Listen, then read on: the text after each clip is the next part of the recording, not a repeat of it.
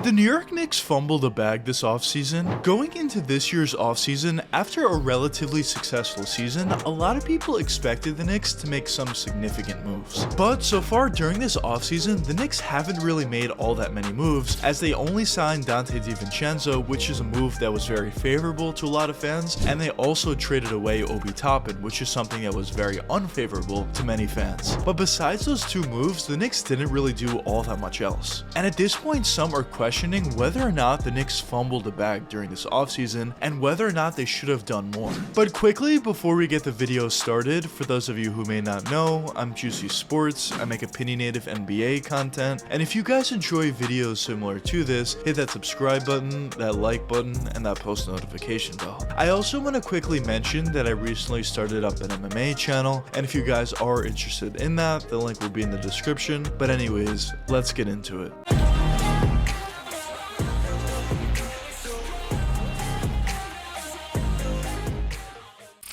When you look at what the New York Knicks were able to do over these previous couple seasons, they've actually done a pretty nice job in my opinion. They were able to add a lot of nice players via the draft, and they were able to re-sign some of them like Mitchell Robinson and RJ Barrett. They were also able to bring in some really nice players in free agency like Jalen Brunson and a while back Julius Randle, who's been a little bit up and down, but overall I would say it was a pretty good signing for the Knicks. They were also able to make some decent trades like the Derrick Rose deal at the time at least, and also more recently the Josh Hart trade. And overall at this point, I would honestly say the Knicks are in a much better position than they really ever were in my lifetime. And after the success the Knicks had this previous season, making it past the first round and beating the Cleveland Cavaliers, and although unfortunately for them they ended up losing in the second round against the Miami Heat, either way in my opinion I still would say it was a successful season for them, because not only were they able to make it to the playoffs, they were also able to make it past the first round. And when you look at the roster, they still have a very young roster out there, so what you would like to see from a team as young as the Knicks are is you would just like to see progression. So this next season you would like to see the Knicks get a little bit farther than they did this previous season and just continue on and on from there. But in a lot of fans' opinions, in order for this Knicks team to get better than they were this previous year, they thought the Knicks needed to add some significant talent. Now whether that meant adding a star or a superstar or even a significant role player, it didn't really matter. Just a lot of fans thought the Knicks needed to add significant talent to this roster in order to take the next step.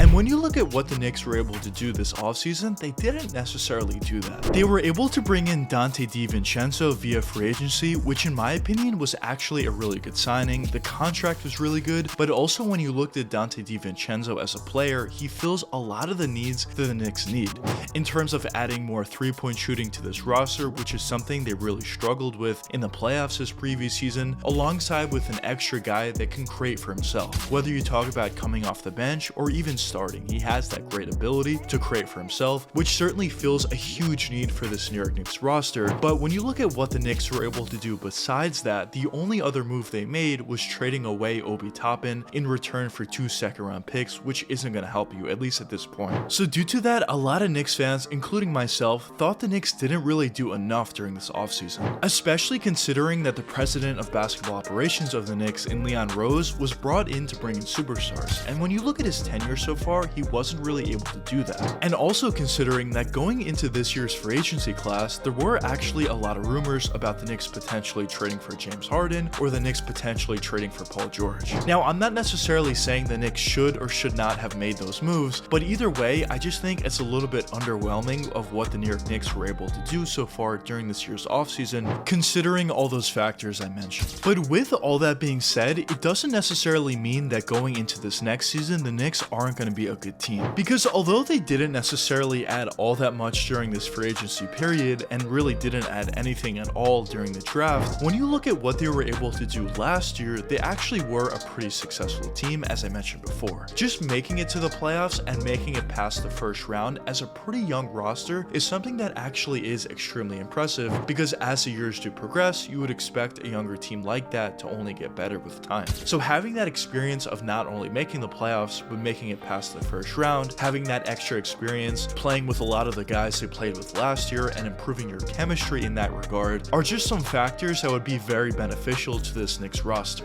So with all that being said, I do actually think the Knicks are going to be a very similar team to what they were last year, and maybe they even have a chance to improve. But at the bare minimum, I do expect the Knicks to be a top 6 seed in the Eastern Conference and have a really good chance at making it out of the first round. Now going forward from there, I guess only time will tell what does end up happening, how good some other teams in the Eastern Conference are, but at the end of the day, I do think the Knicks are actually a pretty talented young roster that has a ton of potential in the long-term future. Now going forward throughout the rest of this free agency period, I do actually think the Knicks are probably going to make a couple of more moves. I do think they are going to make a move to get a backup power forward on this roster, which at this point is something they desperately need. Maybe they would look to add another shooter or another defender to this roster, but at this point, at least before the season starts, I'm not necessarily expecting the Knicks to make any significant moves. But going forward into this next season, there's actually a lot of questions that will be answered. The first question is RJ Barrett actually a cornerstone piece of this New York Knicks organization, or is he not? Because so far throughout his really young NBA career, RJ has had some really nice moments in the NBA and some other moments that haven't been all that great. But in this most recent playoff run, RJ actually had a really good playoffs for the most part, and at this point I would say a lot of Knicks fans do like what RJ does provide, but in this upcoming season, I actually think it's going to tell a lot. Because if RJ is able to have a really good regular season, and if the Knicks do end up making the playoffs, if he also has a really nice playoffs, at that point I would actually feel comfortable in saying that RJ is a real cornerstone piece of this New York Knicks organization. But if RJ isn't able to accomplish that goal and doesn't necessarily look as good as he did during this previous year's playoffs, then I wouldn't necessarily be all that confident in RJ going forward in the long-term future. But the next question that's going to be answered is, what are the New York Knicks going to do with Julius Randle? Because after the Knicks signed him to a long-term extension, Julius has had some really good moments in the playoffs and during the regular season, but he's also had some really bad moments in the playoffs and during the regular season. So at this point, many Knicks fans are very confused, and I would say the majority of the fans want the Knicks to move on from Julius Randle, but there still are some fans that do really like what he provides for the Knicks. And in my personal opinion, I'm kind of in the middle of both of those groups. On one hand, I do actually like a lot of what Julius does provide. I do think he does keep the Knicks in a lot more games that they otherwise wouldn't have been in if he wasn't on the roster, but at the same time, I also think he does cost them a lot of games with his late turnover issues and also his poor shot selection at times as well. So in my personal opinion, if I had to choose at this point, I probably would move on from Julius Randle if they were able to get a pretty good deal for themselves, but if they weren't, I probably would hold on to him at least for a little bit longer just to see what he can do and hopefully build up his trade value. But I do think that's another question that's going to get answered during this next season. But I guess only time will tell what does end up happening for the New York Knicks, not only in this next season, but also in the long-term future. But anyways, let me know what you guys think in the comments. Do you think the Knicks fumbled the bag this free agency period, or do you not think so? But anyways, I hope you guys enjoyed the video, and if you did enjoy, check one of these two videos popping up now. And until the next time, peace out, guys.